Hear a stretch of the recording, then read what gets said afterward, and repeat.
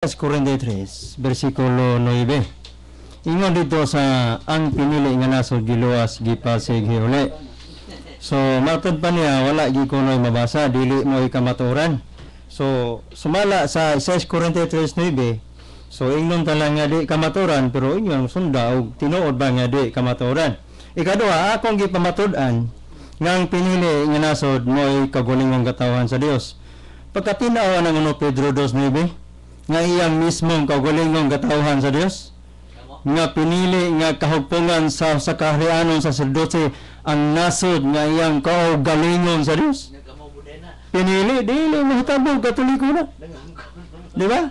Kung moto kapil ka ba, kung moto pero ingon dito nga bisan gani si Kristo sa Lucas 9:35 ingon siya mismo ang Espiritu sa Diyos ang nagingin aniya ang akong anak nga pinalangga nga akong pinili pati ninugin niya siya kinsa man si Kristo.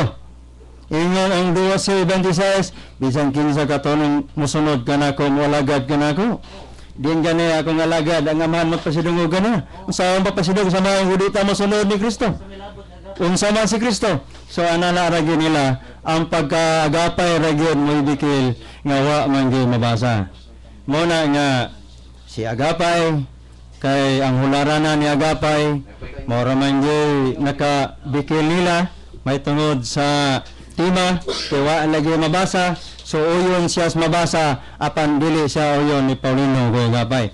So salamat kay ang mabasa may gayunan kay wa man pod siya agapay manudlo nga wala sa Biblia kundi pinasikan man sa Biblia.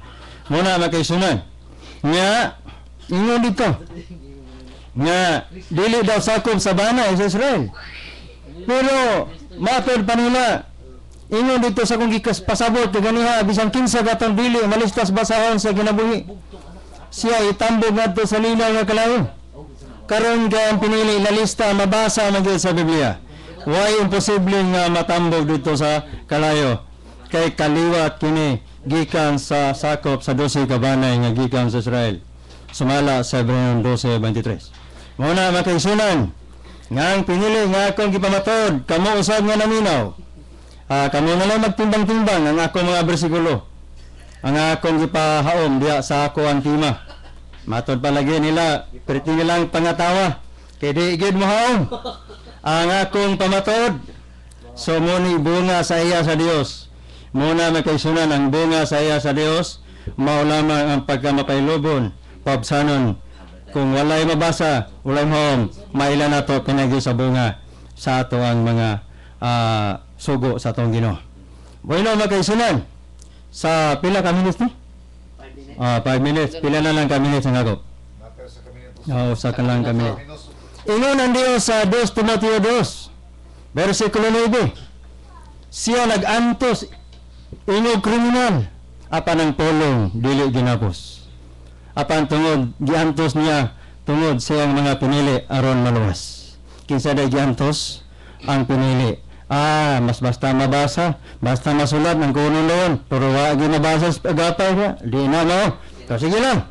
Kaya wa mas agapay kay wa may mabasa pero ang nakanindot kay pinili di magid sa ubang mga sikta. So muna makaisunan giantos ta ni Kristo bisan gigomber nila nga giblock nila si agapay. Apan sige lang. Kay mo man ay kinsa to gipaubos mo pinagataas. Ang pinagataas mo pinakaubos. Muna makaisunan mailan na to ang kahoy pinagi sa bunga.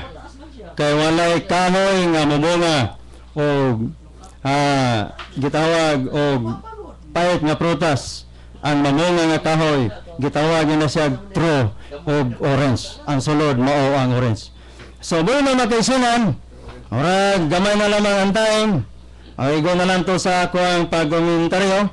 Nitungod niya to ang dialogos kamaton og mayong angat sa katong ibalik sa atong moderator.